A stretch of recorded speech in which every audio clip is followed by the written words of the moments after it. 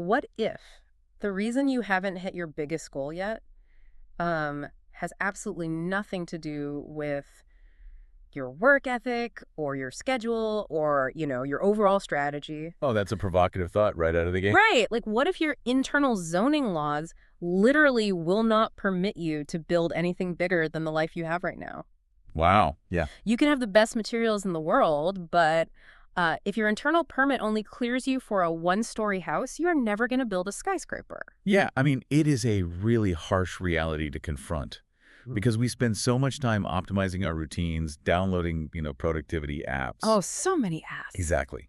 And studying market trends, Mm. completely ignoring the cognitive baseline that dictates whether any of those tools will actually work. Which brings us to the core of today's deep dive. Welcome, everyone. We are looking at a microscopic excerpt from a text called The Architecture of Ambition. It's a fantastic text. It really is. And when I say microscopic, I mean our source material today is just two maxims. Success starts with self-belief and believe bigger. Yeah, which sounds almost like a bumper sticker at first glance. Totally. But our mission today is to decode the deep structural mechanics within those few words, because this isn't just about motivation, right? This is about your cognitive infrastructure. Exactly. It forces a complete re-examination of how we construct our daily reality. Mm-hmm. Because if we treat these phrases merely as inspirational quotes, we completely miss the blueprint they're actually offering. Right. It's not just stuff. Not at all. The text is providing a chronological framework for sustainable outcomes. And I want to look closely at that chronology, because as I read through this, okay, let's unpack this. The text explicitly states success starts with self-belief. Yeah. I have a real problem with the word starts if we read it the wrong way.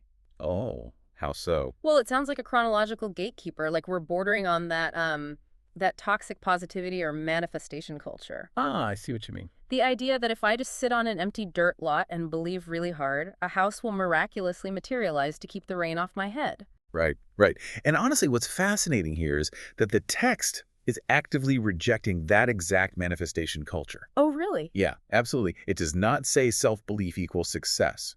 The word starts is a mechanical designation. It is the catalyst, not the completed reaction. Okay, that makes a lot more sense. Think about cognitive bias.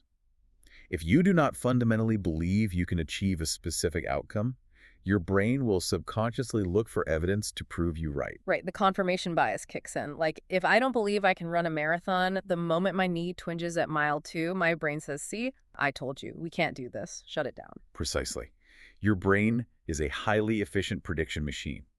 It does not like wasting energy on lost causes. That's a good way to put it. So if the underlying belief is that the endeavor will fail, your cognitive systems will essentially sabotage the physical effort just to conserve energy. Wow. That is why self-belief must precede action. It's like pouring a concrete foundation. You simply cannot start framing walls or putting on a roof without the concrete setting first. Yeah, you'd just be building on mud. Exactly. If you try to execute a high-level strategy on a foundation of self-doubt, the strategy collapses. Not because it was a bad plan, but because the foundation couldn't bear the load of the inevitable adversity. That distinction changes everything. It's not a magic wand, it's the permit to begin construction. Beautifully said.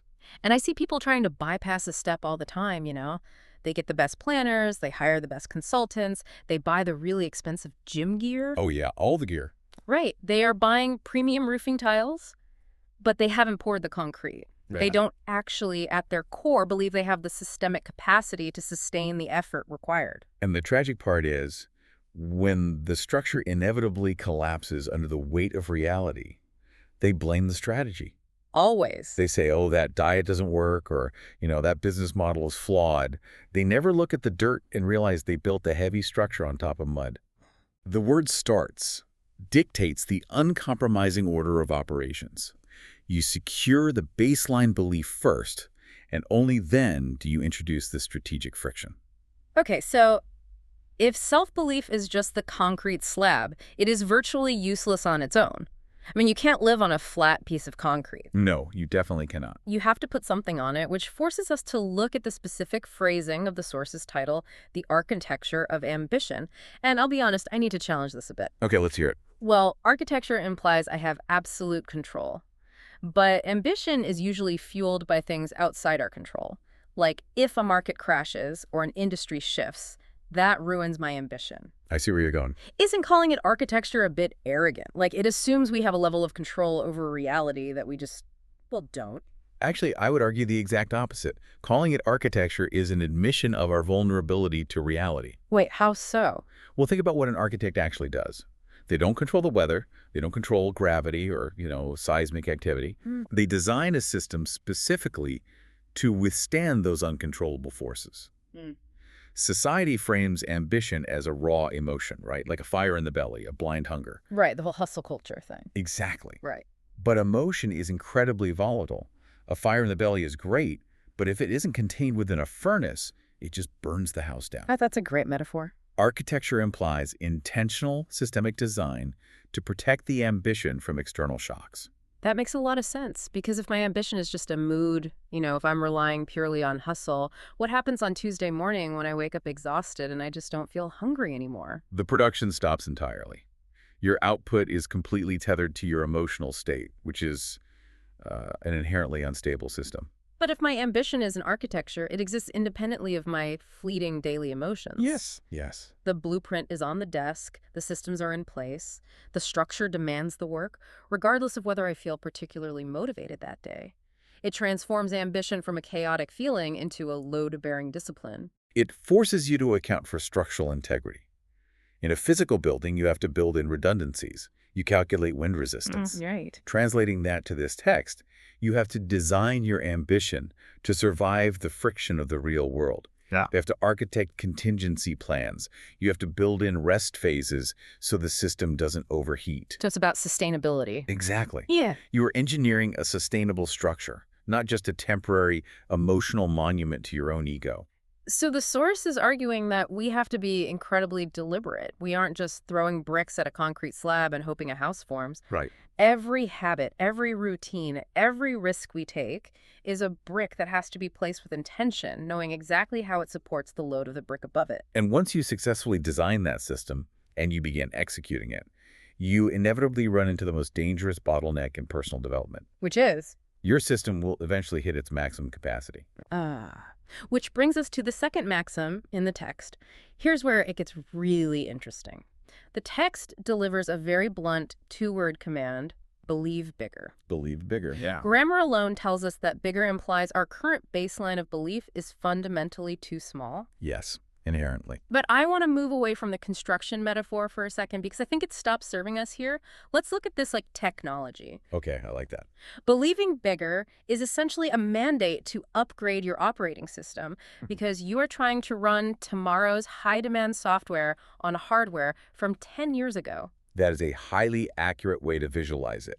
If we connect this to the bigger picture, the software is your ambition. Yeah. The complex tasks, the new business, the advanced skills you want to run. Yeah. The hardware and the operating system represent your self-belief. Right. And if I try to render a massive 3D video file on a laptop from 2014, it doesn't matter how good the software is. The hardware will overheat, the fan will scream, and the system will crash. Not because the software was bad, but because the foundational operating system just lacked the processing power to support it.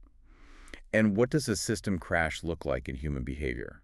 It looks like self-sabotage. Oh, wow. It looks like chronic procrastination. Yeah. It looks like suddenly deciding you don't want the goal anymore right when you are on the verge of achieving it. I've definitely done that.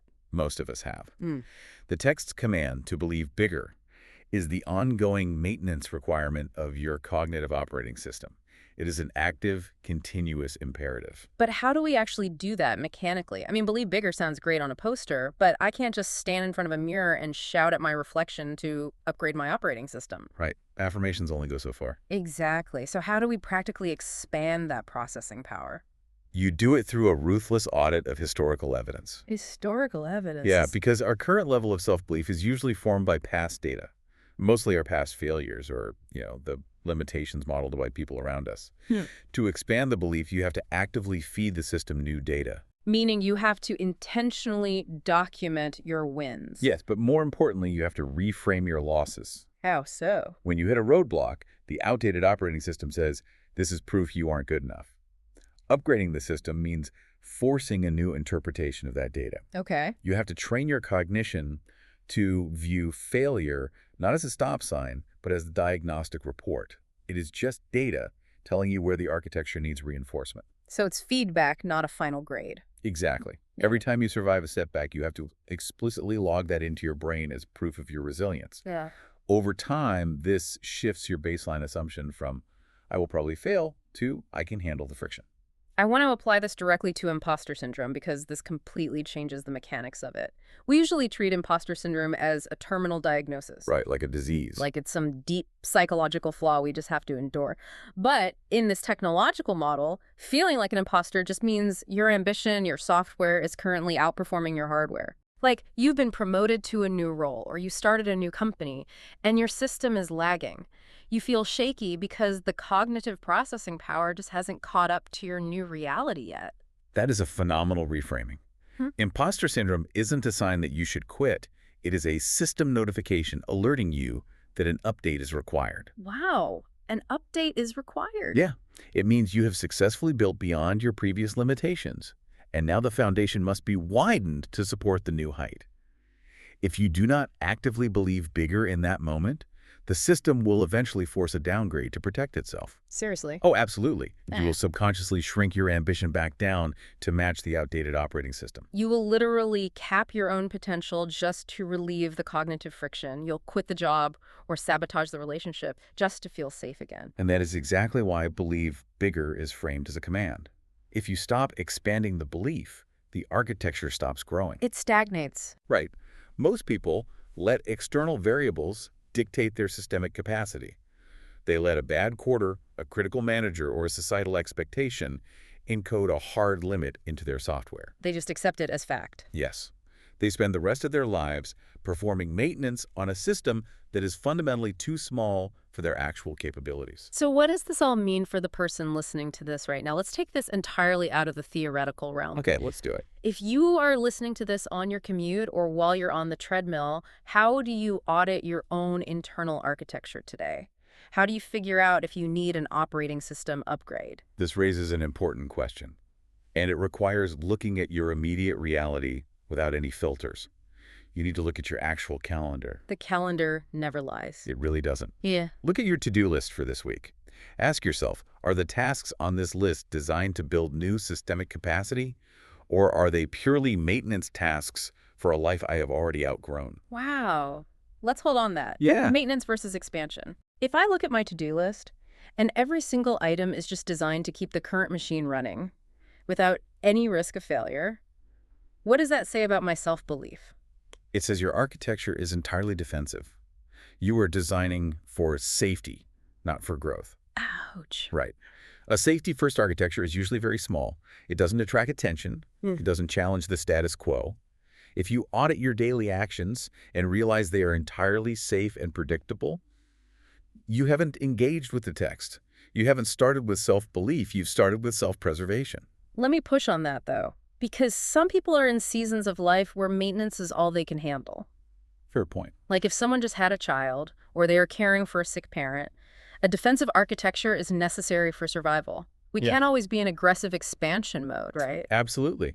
And recognizing the season you are in is a critical part of being a good architect.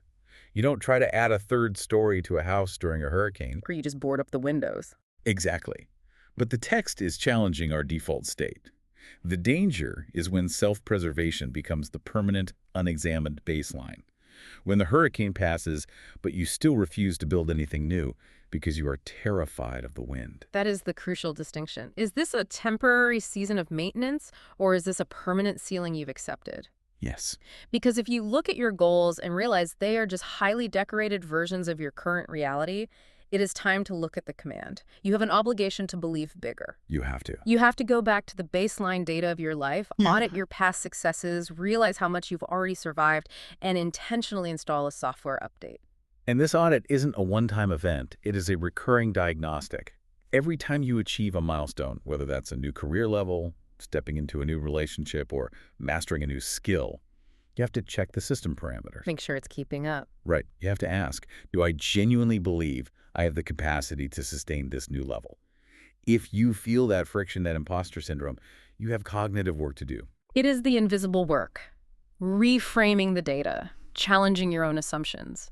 It is incredibly unglamorous compared to just grinding out another 12-hour workday. It is.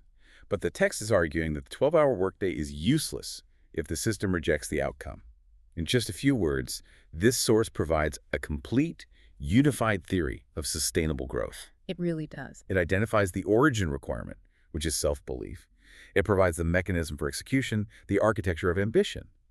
And it delivers the ongoing protocol for scaling, believing bigger. It is staggering how much functional utility exists in such a brief amount of text. I mean, we've gone from cognitive bias and foundational concrete to the mechanics of ambition to operating systems and the actual utility of imposter syndrome, And it all connects seamlessly. all stemming from success starts with self-belief and believe bigger. True principles scale across any domain. Whether you are trying to implement a new micro-habit in your morning routine or you are trying to dictate the macro trajectory of a Fortune 500 company, the mechanics remain identical. The system will never outperform its foundational belief. As we wrap up this deep dive, let's pull all of this together. We started by dismantling the idea that self-belief is just toxic positivity, recognizing instead that it is the absolute cognitive prerequisite, the foundation that dictates whether your brain will allow you to execute a strategy without sabotaging it. Perfectly summarized. We discovered that ambition cannot just be a chaotic emotional drive. It must be an intentional design architecture built to withstand the realities of friction. Yeah. And finally, we unpacked the active command to believe bigger, recognizing that our internal operating systems require constant evidence-based upgrades so we don't artificially cap our own potential. It frames personal development not as a mystical journey, but as a lifelong, rigorous engineering project. The quality of your output will always be directly proportional to the quality of the architecture you design and the systemic capacity you are willing to build. I want to leave you with a final concept to mull over today as you look at your own blueprint, something that builds on everything we've just decoded. Let's hear it. If your internal architecture truly dictates your external reality, and if your current goals are only as large as your current self-belief, what incredible life-changing structures are you actively failing to build right now simply because you haven't given yourself the internal permit to draft a bigger blueprint? Oh, that is a deeply uncomfortable but entirely necessary question to answer. It really is. Thank you for joining us on this exploration today. Keep auditing your evidence, upgrade your systems, and as always, keep diving deep.